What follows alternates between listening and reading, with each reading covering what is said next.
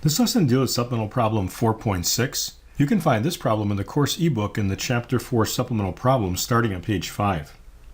Given this circuit with sources of different frequencies, could you solve for the steady-state value of the current I of t?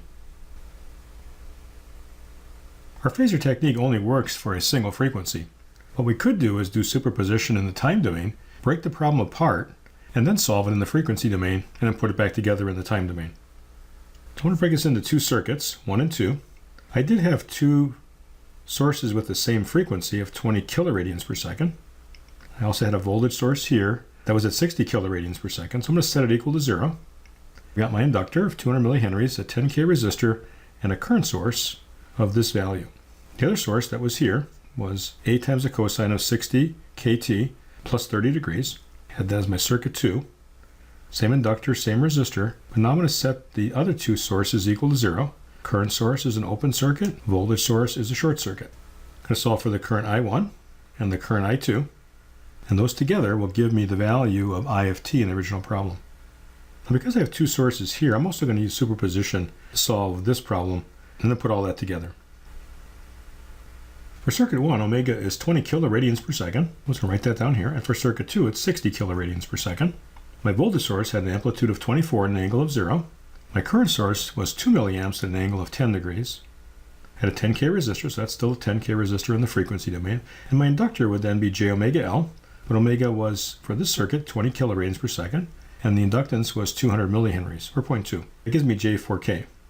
For this circuit, my frequency again is 60 kiloradians per second, so we're going to have j omega L, and that's going to be equal to now J12K ohms, and the 10K is still the same. Here's my unknown current, I1, and my unknown current, I2. If I set this current source equal to 0, make it an open circuit, then the current I1, due to the first source, is just going to be the 24 at angle 0, divided by the total impedance of 10K plus J4K. Convert this from rectangular form to polar form by entering these two in my calculator, and then hitting two buttons to get out the magnitude and the angle. This should be longer than either of these two because it's the hypotenuse. We're in the first quadrant, but this is shorter than this. The angle will be less than 45 degrees in magnitude, and that seems reasonable. Ratio of these two is 2.228 milli. Angle of the numerator minus the angle of the denominator. I'm going to add the results together. Let me convert this into rectangular form. Putting these two in my calculator and getting out a real part and imaginary part. I get 2.069 milli minus j 0.8274 milli. Is that reasonable? These should be shorter than this. Should be in the fourth quadrant. This should be shorter than this because we're less than 45 degrees in magnitude. In other words, we're closer to the real axis than we are the imaginary axis. Now set this source equal to 0, and I've got a current divider. Current coming in here splits between this and this. Now current's going to go this way, but my I1 double prime is in the other direction, so I'm going to take the negative of that, the current source, and then take the other impedance over the sum of the two. In other words, the resistive current divider in the time domain becomes the impedance current divider in the frequency domain. I'm going to multiplying, let's put this into polar form, so 10K, and I've got a minus sign here, so I'll bring that over here as an angle of either plus or minus 180. It means the same thing. Convert this into polar form, we've already done that. That's 10.77K at angle 21.8. Now multiply this times this and divide by this. Now this is about 1, so we're going to be a little bit less than 2 milli. This seems reasonable. 10 plus 180 minus 21.8 is 168.2.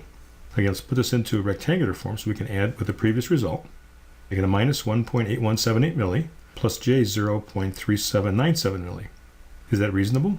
The 168 is putting us into the second quadrant, so the real part's negative, imaginary part's positive. So it seems reasonable. Add the two results together. So the real plus the real gives me 0.251 milli. Imaginary plus the imaginary gives me a minus 0.4477 milli. In my calculator, 2 out. Should be longer than either of these two, which it is.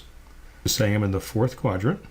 It's longer than this, so the magnitude of the angle is greater than 45 because we're closer to the j omega axis than we are to the real axis.